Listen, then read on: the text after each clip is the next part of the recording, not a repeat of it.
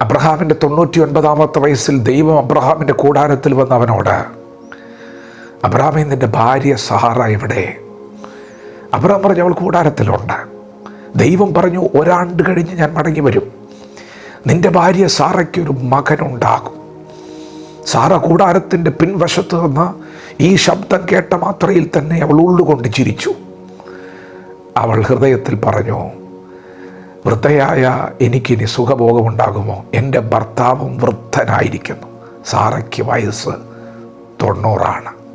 അവൾ ഉള്ളുകൊണ്ട് പറയുകയും ഉള്ളുകൊണ്ട് ചിരിക്കുകയും ചെയ്തപ്പോൾ ദൈവം അബ്രഹാമിനോട് പറഞ്ഞു, അബ്രഹാമേ, സാറ ചിരിച്ചതെന്ത്? വൃദ്ധയായ എനിക്കൊരു മകൻ ഉണ്ടാകുമോ എന്നവൾ പറഞ്ഞല്ലോ, എന്താണിത്? അവൾ പറഞ്ഞു, ഞാനങ്ങനൊന്നും പറഞ്ഞിട്ടില്ല, ഞാൻ ചിരിച്ചിട്ടുമില്ല, ഞാൻ പറഞ്ഞിട്ടുമില്ല. ആരുടെ മുൻപിലാണ്? സകല ഹൃദയങ്ങളെ ശോധന ചെയ്യുന്ന ദൈവത്തിൻ്റെ മുൻപിൽ അവൾ പറഞ്ഞില്ലെന്ന പോലെ നടിക്കുകയാണ്. ദൈവം പറഞ്ഞു, നീ പറഞ്ഞു, നീ ചിരിച്ചു.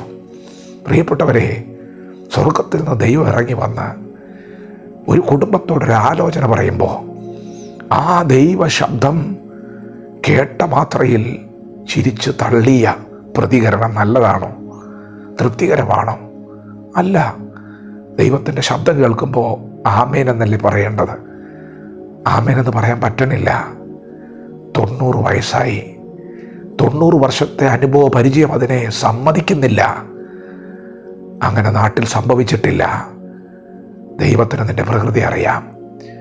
പെട്ടെന്ന് ഈ ശബ്ദം കേട്ടപ്പോൾ നിൻ്റെ പ്രതികരണം മോശമായിരുന്നെങ്കിലും അവന് നിൻ്റെ ഉള്ളം അറിയാം, അവന് നിൻ്റെ ബലഹീനത അറിയാം.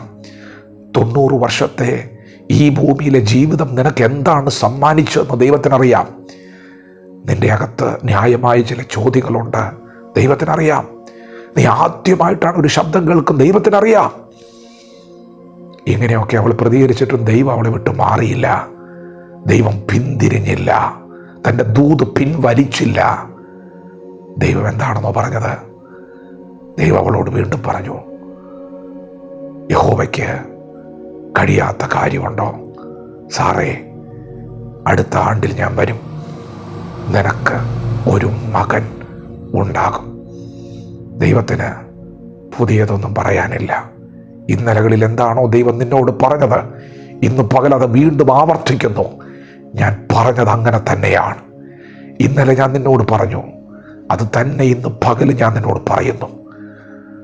സാറയോട് ദൈവം പറഞ്ഞത് വീണ്ടും ആവർത്തിച്ചു, അടുത്ത ആണ്ടിൽ ഞാൻ വരും, നിനക്കൊരു മകനുണ്ടാകും. ഒപ്പം ഒരു വാക്കുകൂടി പറഞ്ഞു. ഉള്ളുകൊണ്ട് ചിരിച്ചവളോടൊരു ശബ്ദം. നിന്റെ 90 വർഷത്തെ അനുഭവ പരിചയത്തിൽ നീ കേട്ട ശബ്ദമല്ല ഇത്. ഒന്നുകൂടി ശ്രദ്ധിച്ചു കേട്ടോ. യഹോവയ്ക്ക് കഴിയാത്ത കാര്യമുണ്ടോ? എനിക്ക് കഴിയാത്ത വല്ല കാര്യവുമുണ്ടോ? പ്രിയപ്പെട്ടവരെ, ഇന്ന് പകൽ ഈ ശബ്ദം നിങ്ങളോടാണ്. നിങ്ങളുടെ സാഹചര്യങ്ങൾ ഒരു പക്ഷേ ഇന്ന് പകൽ നിങ്ങളോട് നിങ്ങളുടെ വിഷയത്തെ നോക്കി അസാധ്യമെന്ന് പറഞ്ഞേക്കാം, അത് നടക്കത്തില്ലെന്ന് പറഞ്ഞേക്കാം. ഈ ദൂത് കേൾക്കുമ്പോൾ സാറ ഉള്ളുകൊണ്ട് ചിരിച്ചതുപോലെ ഇതൊന്നും നടക്കത്തില്ലെന്നുള്ള ഒരു ഭാവേണ, ഒരു ചിരി അകത്തു വന്നേക്കാം. എന്നാൽ അങ്ങനെ ചിരി വന്നവരുടെ ബുദ്ധിമണ്ഡലത്തിൽ 90 വർഷം കൊണ്ട് എഴുതി വെച്ചതിനെ, ജഡത്തിൻ്റെ ചിന്തയെ തകർക്കാൻ ഇതാ ഇന്ന് പകലും ഒരു വചനം പുറപ്പെടുകയാ.